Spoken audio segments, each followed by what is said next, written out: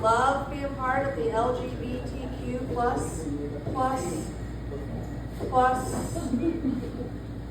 I think one more plus community.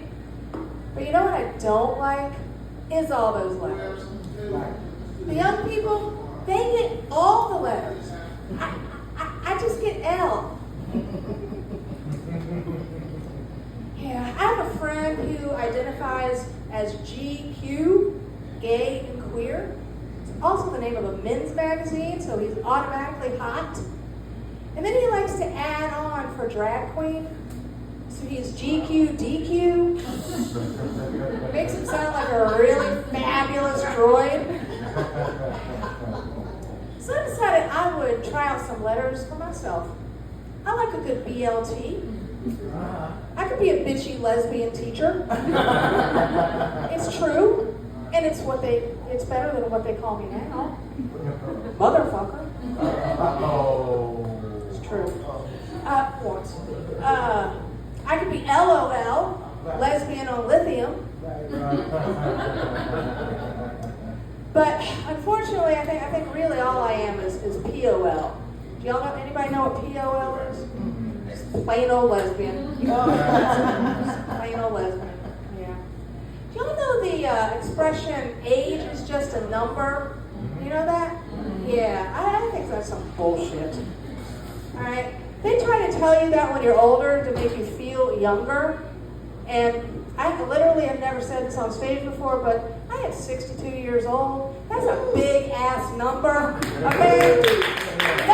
Thank you, but nothing about age is just a number is going to make me feel that number shrinking, okay? But when you are younger, they don't tell you age is just a number. When you're younger, you get milestones. You get your driver's license.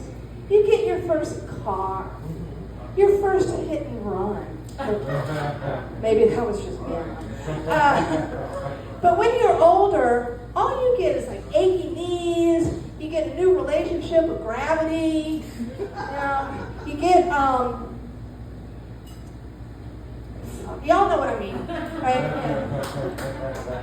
But the problem is, when you get older, you don't feel older, right? I mean, I identify somewhere between 18 and 27 and 9, okay? So, like, when I am stopped at a light and I see some young kid pulling up next to me in a car I know they can't handle, I just look over them and I'm like, when that light turns green, I'm going to teach you a lesson, which is really hard to do when you're driving a Prius. Sometimes it gets me in trouble because I still think I'm young and I think everybody is hitting on me. I was at TJ Maxx with all the hot people not too long ago. And this guy starts walking towards me, tall guy, gorgeous. And he walks up to me, we lock eyes, and he leans down and he goes, "Can I be your boyfriend?" And I'm like, shaking my head, no. But I'm also thinking, damn, this little lesbian is attracting all of that? Woo! Well, I look around a couple minutes later and I realize he's asking everybody. He's a prostitute. Yeah, so it's okay though. Take that, TJ Maxx ladies. He asked me first. Okay? Y'all should have seen me at my daughter's wedding. I was young that night. I gave a speech for her wedding. I was funny. Everybody was laughing. That's because I am a cool, young, funny mom. My wife and I were dancing like all night. She's Latina. She's got all these moves, but I'm keeping up with her. I'm up there. I'm like this, and I'm thinking to myself, man, we look so good together. And then I saw the video. She looked good. I looked like that. Yeah. So yeah, I'm a teacher. I'm actually a school librarian now. I've been in this business for a very long time, and I know we all know that there are troubles in education these days, right? I mean, there's a lot going on, and if you don't work in a school, maybe you don't know really what's going on. So I'd like to share from my perspective, what I think is the biggest problem in schools today. I think we have, I'm just going to call it an epidemic. I think we have an epidemic. I don't know the scientific word for it, but I call it puff-ups. Puff-ups are people who puff themselves up for no fucking reason. Okay? We got a lot of them in my school. Okay? I used to work with this woman. She was a math teacher. She was a really good math teacher. And you know, on emails, for your job, you usually have your name and then what your position is, and maybe your degrees if they're relevant to what you're doing. And hers just had her name and box top coordinator. Do you know what a box top coordinator is? All right, do y'all know what box tops are? There were like little things on your cereal boxes that you would cut out when you were a kid and take them to school. That's what she put in, not math teacher, not master's degree, box top coordinator. You know, all that happened was she would take a big envelope and put it outside her door for the kids to put them in. Really, the envelope was the coordinator. She didn't do anything. All right? Puff-up. That's a puff-up. All right? My other beef with puff-ups in school are teachers who are also coaches who want their students to call them coach. All right, to be a teacher, you got to graduate from college. You got to learn stuff so that you can teach stuff. You got to do student teaching. You go into a lot of debt sometimes. All you need to be a coach is a windbreaker with the school emblem on it. Like, what the fuck? I do not understand this at all. But I'll tell you what I think is the worst problem in schools with these puff-ups, is when they puff up other people. For example, in my school, they call everybody scholars. They're not. Okay? I mean, we got a few, but a scholar is somebody who seeks knowledge, who wants to explore and learn. Scholars are kids who go on college visits, or interviews for internships. I am pretty sure that the kids who gather in our bathrooms are not there for a TED Talk. We get an email every morning that tells us the following scholars will be suspended for 10 days. Those aren't fucking scholars. So I took my mom for a road trip last summer. At first, I had her in the trunk with the shovel that I got from Amazon that folded up. But she was making so much noise rolling around back there that I finally moved her to the back.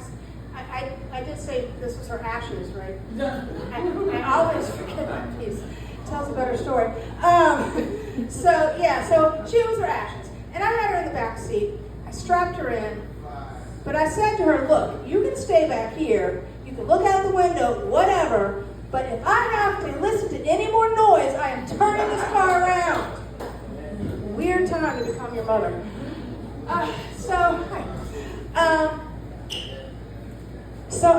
I put her back there, but I kept her in the tote bag from the funeral home. Who knew funeral homes had swag? But I thought it might be weird if somebody saw the urn strapped in with a seatbelt in the back seat. But in hindsight, I think probably with the bright blue tote bag that said Fisher & Sons Funeral Home ash bag, probably gave it away. So she had always wanted to be buried with my father, who was in New York with his family. But when I called the cemetery, they wanted $3,000 to dig a hole. Now, I'm a teacher in North Carolina. That's like 3 years' salary. I can't pay that. And this particular cemetery is home to like Rockefellers and Carnegies. I don't think anybody ever had asked for a payment plan. They just looked at me like. So I did what I think any of us normal people would have done. I buried her myself with my Amazon military grade fold-up shovel, which It's really nice because, I mean, for $12, it's a good deal. It folds up really small, it's really lightweight, fits into anything like a tote bag from a funeral home. It's also super, super strong, like Yoda strong, and it was really a good deal. But the problem is when you order something from Amazon, there's a paper trail. So I need you guys to promise me that if anybody asks, last summer I was doing a lot of gardening. I definitely was not burying someone illegally. So my daughter has gotten me onto this app, Bumble for Friends. Do you know how sad your life has to be that your grown child has to stage an intervention for you to have friends?